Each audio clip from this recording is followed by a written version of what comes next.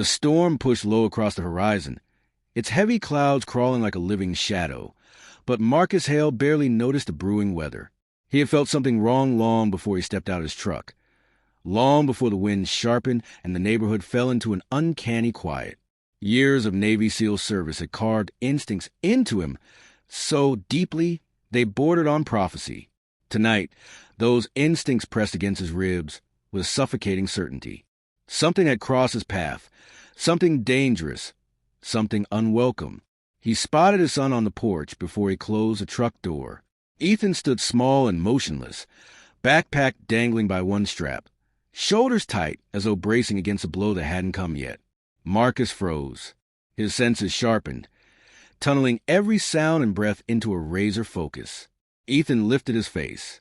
That was when Marcus saw the mark, a red imprint, stark against the boy's pale cheek, as clear as the assailant had struck him only seconds earlier. The rest of the world fell away. Memories of firefights, of screaming alarms inside alien prisons, of comrades bleeding out under collapsing ceilings crushed into a single point of pressure in his chest. But none of those horrors ignited him the way this did. This was his son, his only child, his last fragile piece of innocence in a universe that had taken too much already. He moved toward Ethan with a slow, controlled stride that masked the storm inside him. When he reached the porch, he knelt, bringing himself level with the boy's trembling gaze. "Ethan," he said softly, "look at me." The boy hesitated before lifting his eyes. He was trying to be brave. Marcus recognized the effort instantly because he'd worn that same expression at 14, 16, 20, whenever life demanded he swallow fear to survive. Marcus lifted a gentle hand, but stopped short of touching the mark. Who did this? Ethan's breath hitched.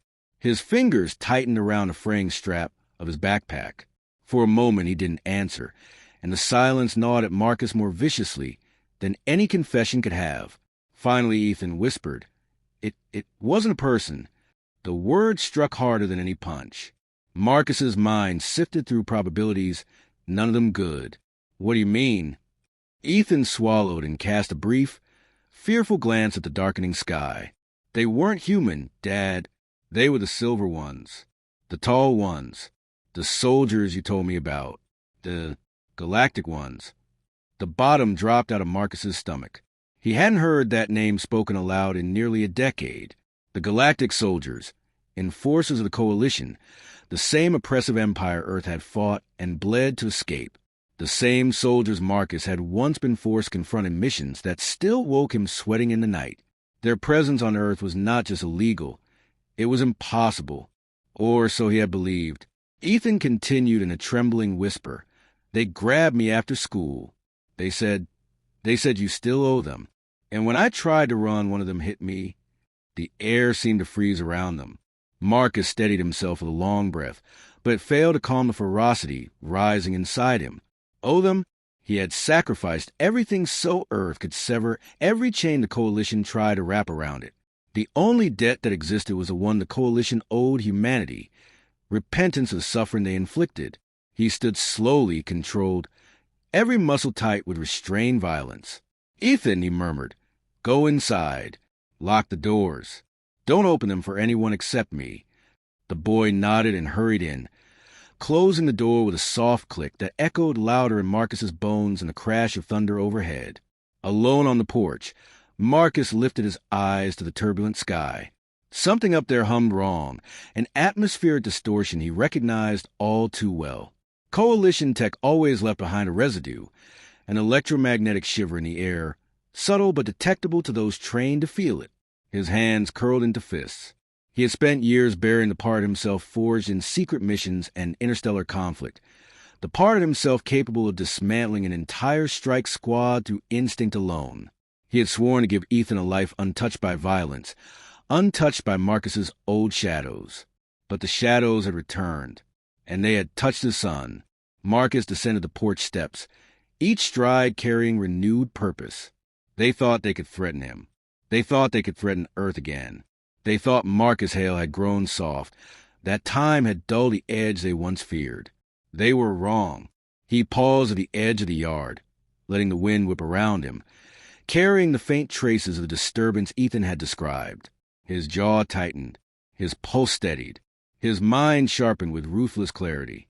They had made a mistake, and Marcus Hale was going to make them regret it. Tonight, the hunt began. Marcus moved to the forest with measured strides, following the faint distortion trembling in the air like a wounded frequency.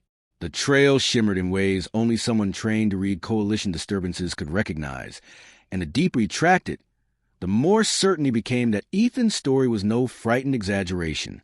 Whatever had touched his son had left a signature deliberately, as though confident no human would be capable of detecting it. That arrogance only fueled Marcus's resolve. Every tree around him swayed under the restless wind, but his senses cut cleanly through the noise, filtering from metallic hum he remembered too well. He reached a narrow clearing where the ground bore a fresh imprint, circular and faintly scorched. The soil had been displaced by anti-grav thrusters, and a thin ring of static buzzed faintly along the edge. He crouched, brushing his fingertips against the mark, feeling the familiar ache of memories he wanted buried. He rose again, scanning the shadows.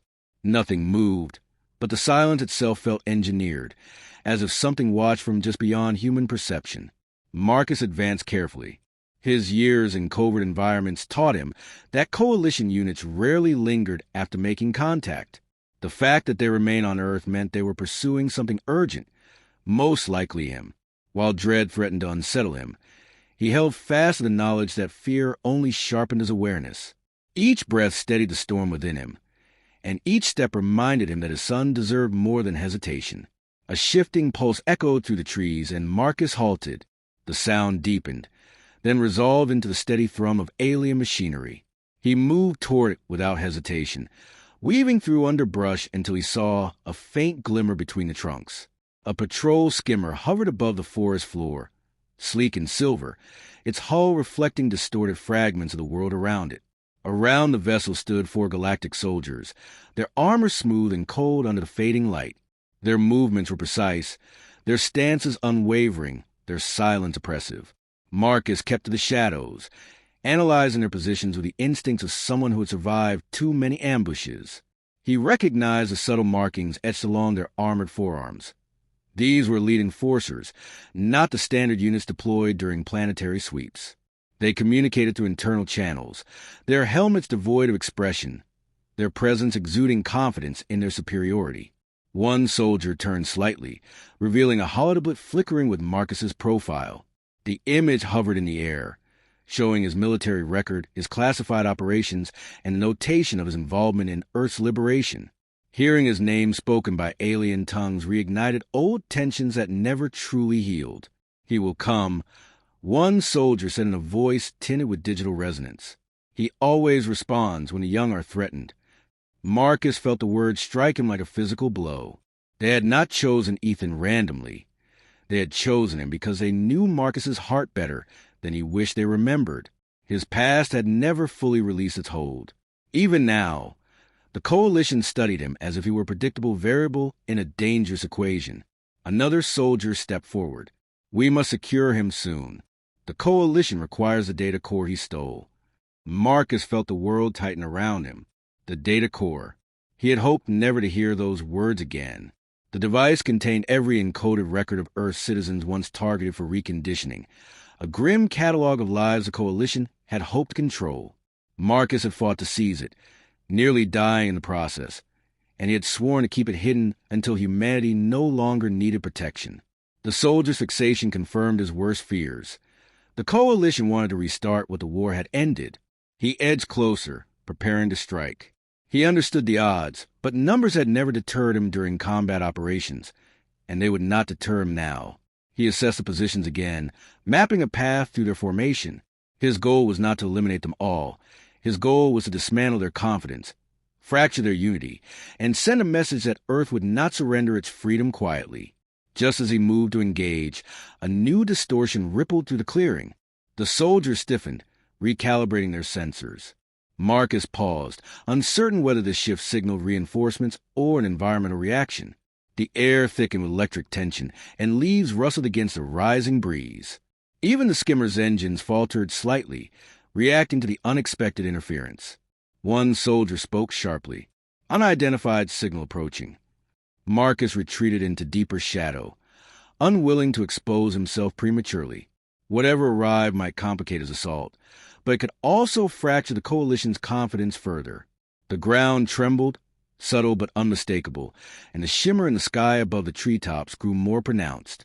For a moment, Marcus wondered whether he faced a second coalition unit, or something far more unpredictable. The soldiers raised their weapons toward the sky, forming a tight perimeter around their commander. The disruption intensified, and a bright flare streaked across the clouds, descending faster than any coalition craft Marcus had ever encountered. As the light expanded, the soldiers braced themselves, caught between anticipation and confusion. Marcus steadied his breath once more.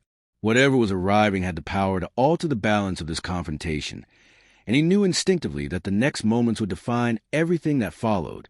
The light expanded, swallowing the clearing in a blinding glow, and Marcus prepared himself for whatever emerged from its heart.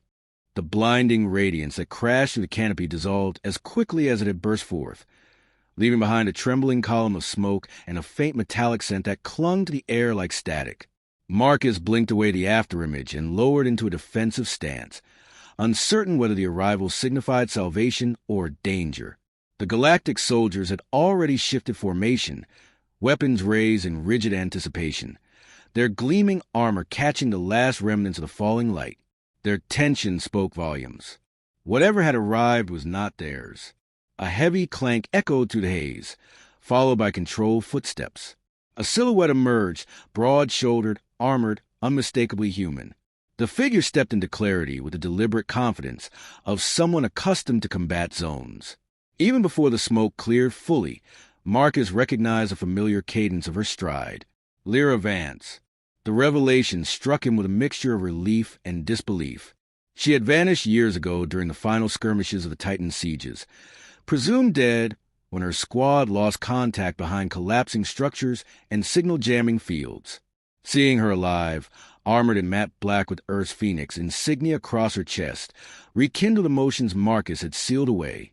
Trust, camaraderie, and the painful recognition that survivors of war never truly outrun their past. The Galactic soldiers reacted immediately, shifting their rifles toward her. Lyra didn't flinch. Her visor retracted with software, revealing sharp eyes hardened by experience but gleaming with a spark he remembered well. "You're a long way from your empire," she said, her voice carrying a disdain that sliced through the clearing. "And you made a bigger mistake than you realize." Marcus remained concealed for a moment longer, studying her presence, evaluating her arrival. Lyra's unexpected reappearance altered the stakes, but he needed certainty that she wasn't bait in some coalition manipulation. Then again, the tension in the soldiers indicated genuine surprise. They had not anticipated facing a human operative of her caliber. The commander stepped forward, its voice roughened by digital distortion. "You were classified as terminated. Your reemergence holds no strategic value. You will be neutralized with the human hail." The use of his name solidified Marcus's decision. He stepped from the shadows, closing the distance with the deliberate precision of a soldier reclaiming control of a battlefield. Lyra's eyes widened ever so slightly, not in shock, but in acknowledgement, as if she had expected him all along. "Took you long enough," she murmured with a faint grin, though the levity couldn't mask the weight of their situation. Marcus nodded once, then addressed the commander directly. "Leave now. You won't get the core, and you won't touch my son again." Every word was calm, resolute, and sharpened by the fury he kept tightly contained. The commander raised its blade arm, plasma flickering along its edge. "You will surrender the data or witness your species fall under renewed subjugation." Lyra stepped to Marcus's right, her presence grounding him in the shared memory of battles fought side by side. "They still don't get it," she murmured. "Humans don't bow twice." She activated a compact ion blade, its glow bathing her in blue-white light. Marcus felt the old rhythm settling between them, an unspoken understanding formed through survival. No matter how long they had been apart, the synergy remained. The soldiers advanced as a unified force, their synchronized movements creating a deadly wall of metal. Marcus surged forward, intercepting the closest soldier with a brutal strike that knocked its weapon aside. He forced its arm upward, using its momentum to slam it into a second soldier. Sparks erupted as circuits failed. Lyra moved with swift efficiency, carving through an attacker's leg actuator before driving her blade into its chest plate. She fought differently now, not with the reckless intensity of youth, but with refined precision shaped by years of surviving beyond expectation. The commander targeted Marcus directly, swinging its plasma blade in a wide arc meant to incapacitate. Marcus dodged narrowly, feeling the heat skim across his shoulder. "You are obsolete, Hale," the commander growled. "Your species thrives on illusionary hope." Marcus countered with a punch that cracked the commander's chest plate. "And yours thrives on fear," he replied. "Too bad we stopped being afraid." The battle intensified, metallic shrieks clashing with the hum of energy weapons. Marcus felt fatigue nipping at his muscles, but refused to yield. Every strike, every dodge, every breath was fueled by Ethan's terrified eyes, and the mark burned into his cheek. Lyra intercepted a bolt aimed at Marcus, her armor absorbing the brunt of the impact. "Focus," she called. "We finish this now." The commander lunged again, faster this time. Marcus anticipated the movement, sweeping its leg and driving an elbow into the exposed joint beneath its arm. The commander reeled. Lyra seized the opening, slamming her blade into the central power node at its back. The commander convulsed, lights flickering across its armor as systems failed. Marcus caught the collapsing figure, steadying it just long enough to look into its dimming visor. "Earth is not yours," he whispered. "My family is not yours." He let it fall. The remaining soldiers faltered, their formation collapsing without leadership. A surge of static rippled through their armor as emergency recall protocols activated. Lyra stepped beside Marcus, breathing heavily but standing tall. "They'll be back," she said. "You know that." Marcus watched the last flickers of their teleportation fade. "Then we'll be ready," he replied. For the first time since he'd seen Ethan's wounded face, Marcus felt the faintest shift inside him. Hope, fragile but real. He turned toward the path leading home, knowing the fight was far from over, but certain he would meet every threat with unwavering resolve. Lyra fell into step beside him, and together they began the long walk back, both aware that their shared war had only just rekindled.